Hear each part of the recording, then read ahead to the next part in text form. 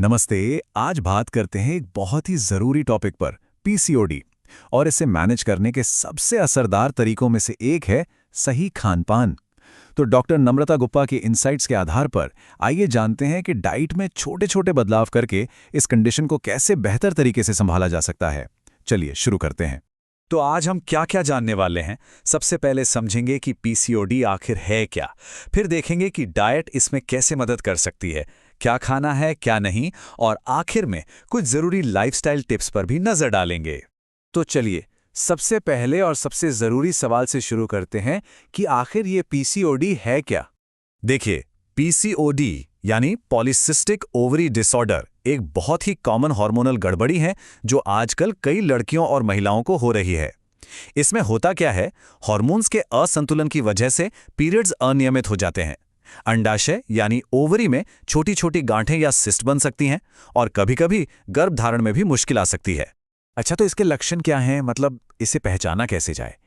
Periods का time पर ना आना या कभी-कभी मिस हो जाना, चेहरे या शरीर पर अनचाहे बाल उगना, मुहासे और स्किन का ऑयली रहना, और बिना किसी खास वजह के वजन का बढ़ते जाना, यहाँ तक कि सिर के बालों का पतला होना भी इसके कुछ आम संकेत हो सकते हैं। अब आते हैं उस चीज पर जो काफी हद तक हमारे कंट्रोल में है, हमारा खाना पीना। पीसीओडी को मैनेज करने में डाइट का रोल बहुत बहुत बड़ा है। सच कहें तो यही असली चाबी है। तो मूल मंत्र क्या है? ये बहुत ही सीधा और सिंपल सा नियम है। अपनी प्लेट से चीनी और रिफाइंड कार्ब्स मतलब मैदे जैसी चीजें कम करनी है और उनकी जगह फाइबर और प्रोटीन को देनी है। बस इससे ब्लड शुगर कंट्रोल में रहता है और यही पीसीओडी मैनेजमेंट का सबसे बड़ा सीक्रेट है। चलिए अब जरा विस्तार से देखते हैं कि हमें अपने शरीर को किन अच्छी चीजों से पोषित करना है जो हार्मोन्स को बैलेंस करने में मदद करे। और हाँ, जितना जरूरी ये जानना है कि क्या खाएं, उतना ही जरूरी ये भी समझना है कि किन चीजों से थोड़ी दूरी बनाना बेहतर है। अब ये स्लाइड देखिए, इसमें सब कुछ एक जगह पर है। चलिए इसे एक एक करके समझते हैं।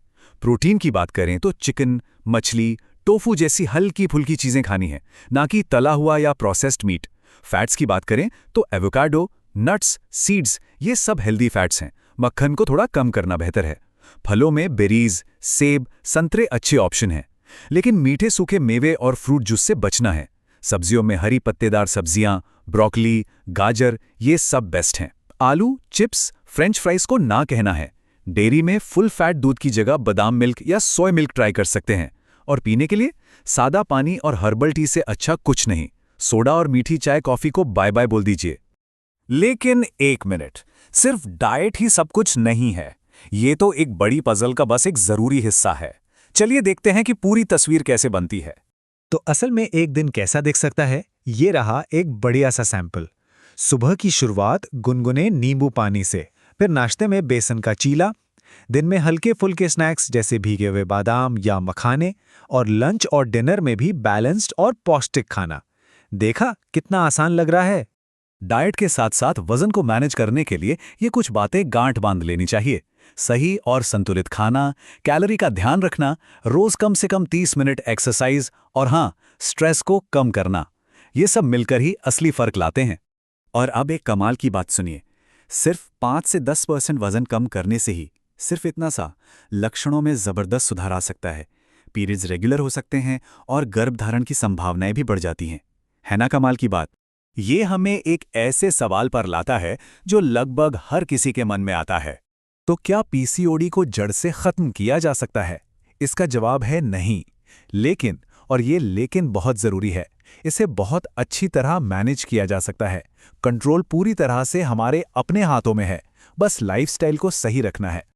और आखिर में सबसे जरूरी सलाह, ये सारी जानकारी एक बेहतरीन शुरुआत है, पर हर किसी का शरीर अलग होता है, इसलिए अपने लिए एक पर्सनल डाइट प्लान बनवाने के लिए किसी विशेषज्ञ से मिलना बहुत जरूरी है।